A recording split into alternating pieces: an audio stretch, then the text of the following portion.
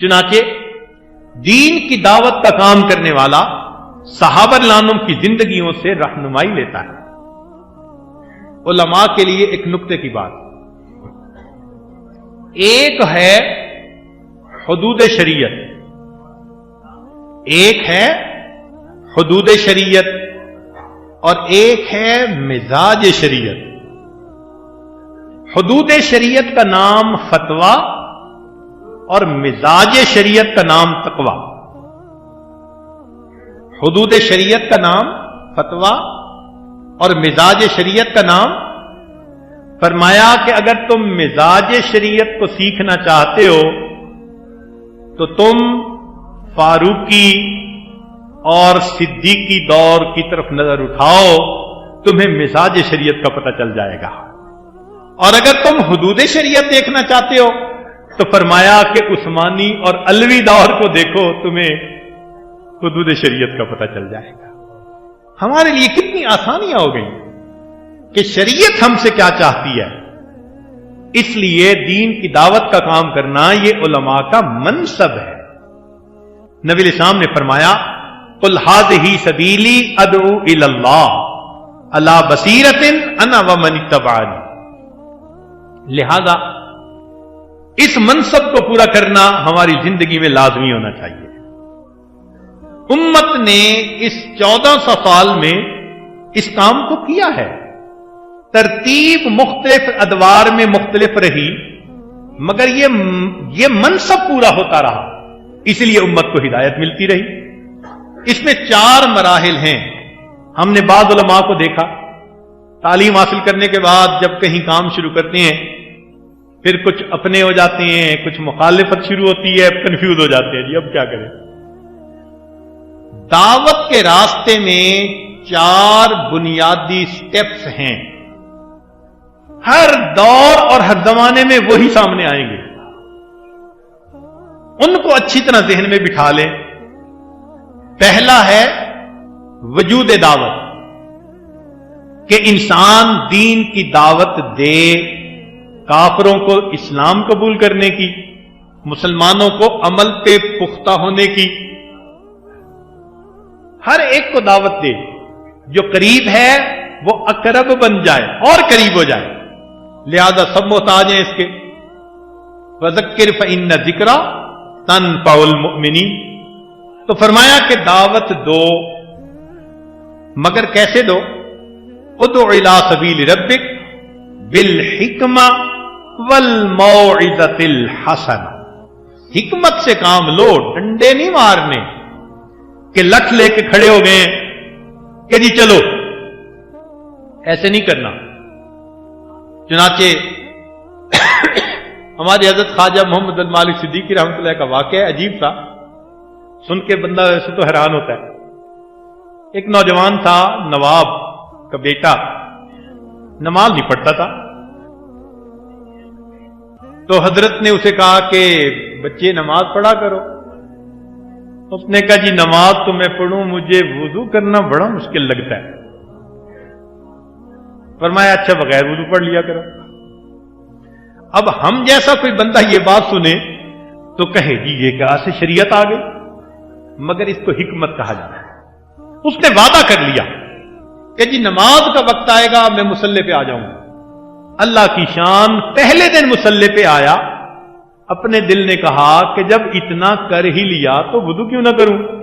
اللہ رب العزت نے اس کو باوضو نماز پڑھنے کی توفیق عطا فرمائی۔ یہ حکمت ہوتی ہے کہ کس کو دین کے کس طرح قریب کرنا ہے۔ فرمایا حکمت کے ساتھ چلو گے، پرائے بھی اپنے بن جائیں گے، دشمن بھی دوست بن جائیں گے۔ لیکن جب یہ انسان دعوت کا کام کرتا ہے تو پھر درمیان میں ایک وقت آتا ہے جس کو وقفہ تربیت کہتے ہیں۔ اس وقفہ تربیت میں اس دائی کو ذرا پیسا جاتا ہے کہ تم زبانی بولنے والے تھے، یا تمہارے دل سے یہ بات نکل رہی تھی؟ یہ تو نہیں نا کہ اوروں کو نصیحت اور خود میاں فضیحت۔ فرمایا نہیں، دوسروں کو بلا رہے ہو نا تو خود تمہیں ہم تولیں گے کہ تم کر کیا رہے ہو۔ چنانچہ مشکلات آتی ہیں، بہت ساری مشکلات انسان کو برداشت کرنی پڑتی ہیں. احسب الناس ان یترکوا ان یقولوا آمنا وهم لا یفتنون. فرمایا وَلَقَدْ فَتَنَّا الَّذِينَ مِنْ قَبْلِهِمْ فَلَيَعْلَمَنَّ اللَّهُ الَّذِينَ صَدَقُوا وَلَيَعْلَمَنَّ الْكَاذِبِينَ. آزمائیں گے ضرور، ہم دیکھیں گے کچا ہے یا پکا. پھر اس کے بعد فرمایا کہ اگر تم پکے رہو گے تو ایک تیسرا مرحلہ آئے گا جس کو کہتے ہیں اظہار نصرت، اللہ تعالی کی مدد. جب وہ مدد آ جاتی ہے تو مومن کا پلڑا ساری دنیا سے بھاری ہو جاتا ہے. یہ وہ وقت تھا جب نبی علیہ الصلوۃ والسلام مکہ مکرمہ میں فاتح بن کے داخل ہو رہے تھے اور فرما رہے تھے الحمدللہ وحدہ نصر عبدہ وہزم الاحزاب وحدہ. یہ نصرت ہوتی ہے. اس کے بعد پھر اذا جاء نصر اللہ والفتح ورأیت الناس یدخلون فی دین اللہ افواجا. فوج در فوج لوگ دین کے اندر داخل ہونے لگ جاتے ہیں. اور اس کے بعد چوتھا مرحلہ اس کو کہتے ہیں فیصلہ قدرت. یہ قدرت کا فیصلہ ہوتا ہے. پھر اللہ تعالیٰ کفر کے پرخچے اڑا کے رکھ دیتا ہے. فرمایا کہ ہم نے پھر دین کو مضبوط کر دیا ولو کرہ الکافرون ولو کرہ المشرکون. کافروں کو مشرکوں کو بھلے یہ بات اچھی نہ لگے، ہم نے تو دین کو جما دینا. تو یہ چار مرحلے ہر دور اور ہر زمانے میں رہے. حضرت موسیٰ علیہ السلام کے واقعے کو دیکھ لیجئے، یہی چار مرحلے نظر آئیں گے. نبی علیہ الصلوۃ والسلام کے واقعے کو دیکھ لیجئے، پوری زندگی یہی چار مرحلے نظر آئیں گے. اور جتنے اللہ کے دین کا کام کرنے والے دنیا میں آئے ان کی انفرادی زندگی کو دیکھ لیں، یہی چار مرحلے آپ کو نظر آئیں گے. لہذا اس دین کے کام میں پھر انسان کو قربانی بھی دینی پڑتی ہے. یہ تو نہیں نا کہ میٹھا میٹھا ہف ہف اور کڑوا کڑوا تھو تھو. بھائی قربانی دینی پڑے گی، مگر قربانی کا فائدہ ہوتا ہے. ذرا غور کریں کہ ایک آم کی گٹھلی زمین کے اندر ڈالی تو گٹھلی نے قربانی دی، اپنے آپ کو مٹا دیا، مگر نتیجہ کیا نکلا کہ اس گٹھلی سے ایک درخت بنا جس پر ہزاروں آم لگے. تو ایک گٹھلی کی قربانی پر اللہ نے ہزاروں آم دینے والا درخت عطا کر دیا. تو قربانی سو، ایک گندم کا دانہ زمین میں ڈالو 700 دانے. کمثل حبۃ انبتت 7 سنابل فی کل سنبلۃ 100 حبۃ واللہ یضاعف لمن یشاء بغیر حساب. تو قربانی اگر ظاہری اور مادی ہو تو اس کا ریٹرن اتنا ملتا ہے، تو اگر روحانی قربانی ہوگی تو اس کا ریٹرن کتنا ہوگا. اس لیے دین کا کام کرنے والوں کے اوپر اللہ کی خاص رحمتیں ہوتی ہیں. لوگ نوکری کرتے ہیں نا، چھوٹی فیکٹری میں کریں گے تو تھوڑی تنخواہ، بڑی میں کریں گے تو زیادہ تنخواہ، ملٹی نیشنل کمپنی میں کریں گے تو اور زیادہ تنخواہ. بڑا خوش ہو کے بتاتے ہیں میں ملٹی نیشنل کمپنی میں کام کر رہا ہوں. کیوں؟ تنخواہ زیادہ. اور اللہ رب العزت کی جو نوکری کرتا ہے، جو اللہ تعالیٰ کی نوکری کرتا ہے، اس کو کتنی تنخواہ ملتی ہے؟ سبحان اللہ. اللہ تعالیٰ نے 2.5% پیسے غریبوں میں تقسیم کروانے تھے. اس کام کو کرنے کے لیے اللہ نے 97.5% امیروں کو تنخواہ دے دی. بھائی جو امیروں کے پاس پیسے ہیں وہ اپنے ہیں یا اللہ نے دیے؟ اللہ نے کیوں دیے؟ کہ اس میں سے 2.5% تم نے تقسیم کرنے ہیں، اور چونکہ تم ہمارا کام کر رہے ہو، مزدوری کر رہے ہو، تو باقی جو 97.5% ہے وہ ہم تمہیں پے کر دیتے ہیں. تمہارے ہو گئے، پاک ہو گئے. واہ میرے مولا، دنیا میں اتنی مزدوری دینے والا تو کوئی ہو نہیں سکتا. اللہ تعالیٰ تو اتنا کریم ہے. 2.5% تقسیم کروانے تھے. دنیا کیا کرتی کہ 97.5% تقسیم کرنے کے لیے 2.5% کہتے تم رکھ لو. نہیں، یہ مالک الملک ہے. تھوڑا سا تقسیم کرنے کی حدیث پاک میں آتا ہے اللہ تعالیٰ نے تم میں سے کچھ بندوں کو رزق دیتا اس لیے ہے کہ وہ لوگوں تک پہنچائے، جب وہ پہنچانا بند کر دیتے ہیں اللہ ان سے رزق لے کے کسی اور کو دے دیتا ہے۔ تو حدیث پاک سے ثبوت مل رہا ہے کہ یہ جو ملتا ہے یہ اپنا نہیں ہوتا، اس میں اللہ نے غریبوں کا بھی حق رکھا ہوا ہے، لہذا اس کو دینے پر اتنی تنخواہ مل رہی ہے۔ سبحان اللہ، اللہ تعالی کی شان۔ تو دین کا کام کرنے والوں پر اللہ رب العزت کی بڑی مہربانیاں، مگر اس معاملے میں اندھا دھند کام ہوتا ہے، آنکھوں کو نظر کچھ نہیں آتا، اسی کو تو ایمان کہتے ہیں، اگر نظر آتا تو مشاہدہ کہلاتا۔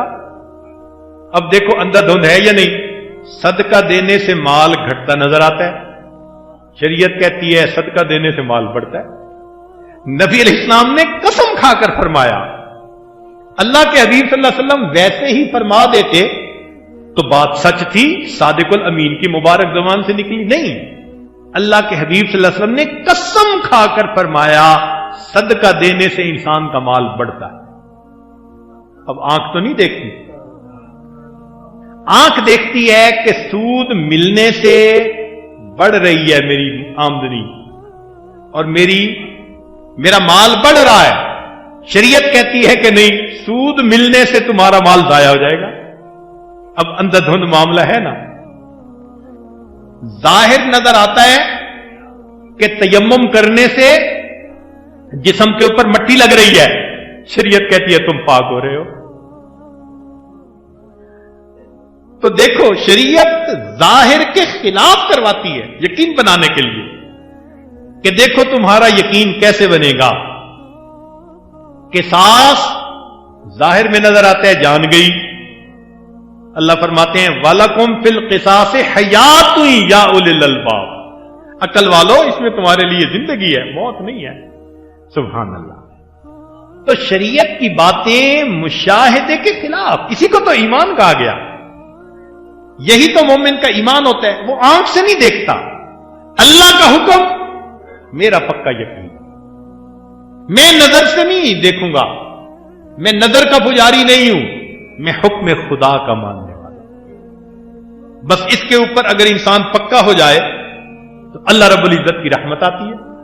چنانچہ فرمایا کہ دیکھو رزق کے لیے تمہارے دلوں میں خیال آتے ہیں یہ بزنس کروں، یہ بزنس کروں، میں اس سے قرض لے لوں، میں اس سے ایڈوانس لے لوں، میں کنٹینر منگا لوں، میرا رزق بڑھ جائے۔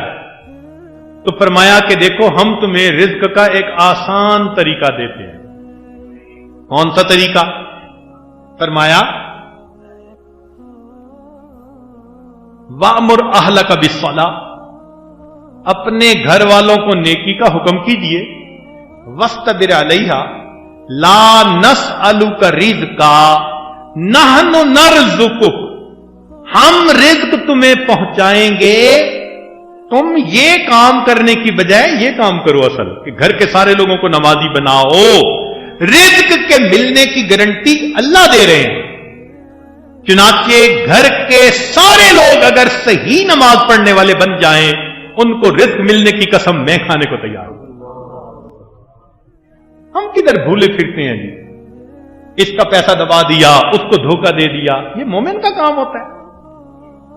شریعت نے ہمیں آسان طریقہ بتایا، دیکھو وَأْمُرْ أَهْلَكَ بِالصَّلَاةِ، تم نمازی بناؤ سب کو، میرے حکم کو پورا کرو، میری عبادت سکھاؤ۔ جب تم نے یہ سکھا دیا، رزق کون سا مسئلہ ہے، میں دینے والا ہوں، نحن نرزق، ہم دیں گے رزق۔ دیکھو پرندے خالی پیٹ اپنے گھر سے صبح نکلتے ہیں، شام جب واپس لوٹتے ہیں تو سب کے پیٹ بھرے ہوئے ہوتے ہیں، اور انسان کا مسئلہ عجیب، صبح اپنے گھر سے پیٹ بھر کے نکلتا ہے، شام آتا ہے پیٹ خالی ہوتا ہے، بیوی کو فون کرتا ہے میں اتنے بجے پہنچ جاؤں گا، دستر لگا کے رکھنا۔ واہ بھائی واہ۔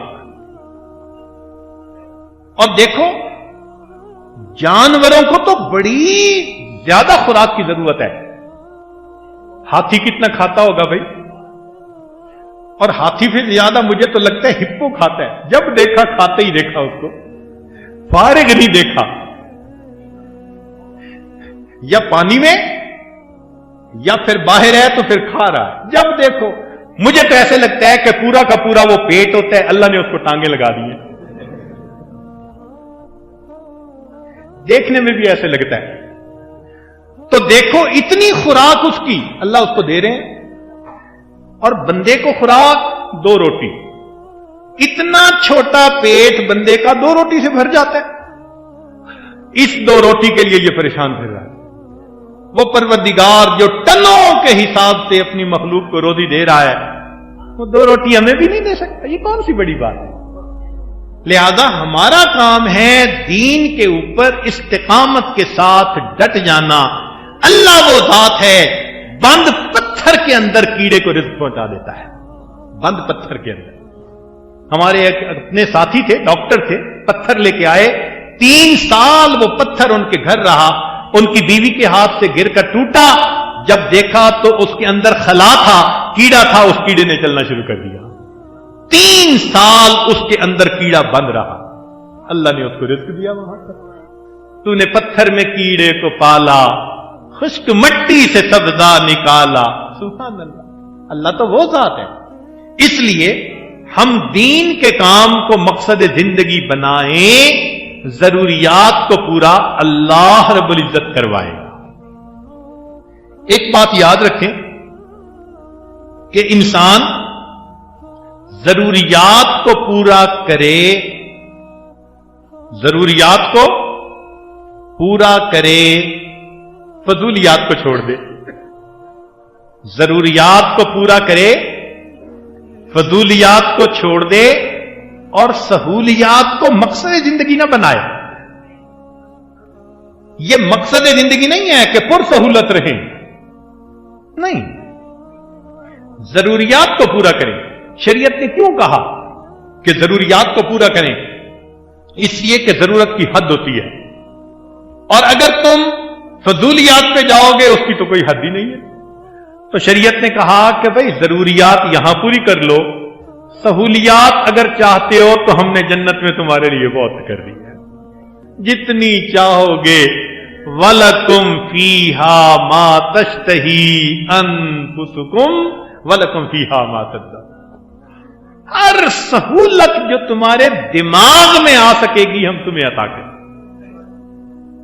اس لیے فرمایا اللہم لا عیش الا عیش الآخرہ. تو مومن کی زندگی گزارنے کا معاملہ تو بہت سمپل ہے. ہم اگر اپنے دلوں میں یہ ایمان مضبوط کر لیں تو اللہ کی مدد ساتھ ہوگی, اور جس پلڑے میں اللہ کی مدد آتی ہے وہ پلڑا پوری کائنات سے بھاری ہو جائے گا.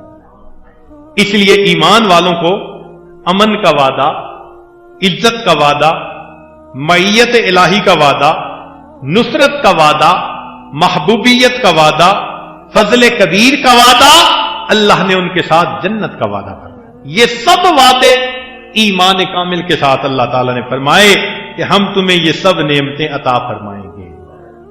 اس کی ابتدا اپنے گھر سے کریں. ابتدا کہاں سے کریں؟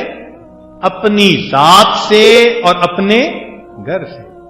کئی مرتبہ دین کے کام کرنے والے اپنے گھر کو نظر انداز کر دیتے ہیں. یہ بنیادی غلطی. ذرا غور کریں, نقطے کی بات ہے.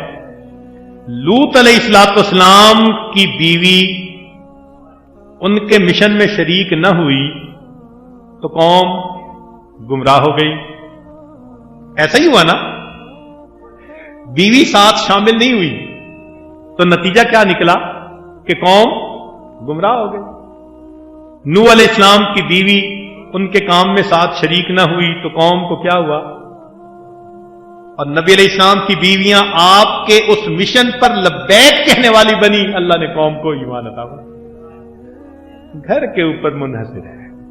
اس لیے خلفاء حضرات جو دعوت کا کام کرتے ہیں اپنے گھر سے ابتدا کریں, اپنی ذات سے ابتدا کریں. یہ پہلا قدم ہے. یہ نہیں کہ باہر تو ہم شیخ بن کے رہیں اور گھر آ کر ہماری زندگی فسق و فجور والی. یہ دائی کا کام نہیں ہوتا. اس لیے یہ سٹارٹ پوائنٹ ذہن میں رکھنا ضروری. نقطے کی بات, دین عقل سے نہیں پھیلتا, دین अकल से नहीं फैलता, नबी अलैहिस्सलाम की नकल से फैलता है। दीन अकल से नहीं फैलता, नबी अलैहिस्सलाम की नकल से फैलता है। इसलिए इस दीन के काम में जहां आपको कोई मुश्किल आए, कोई गाइड करने वाला ना हो, दीन को मेयार बनाए। अगर दीन के मुताबिक आप कदम उठा रहे हैं तो अल्लाह की मदद आपके साथ है।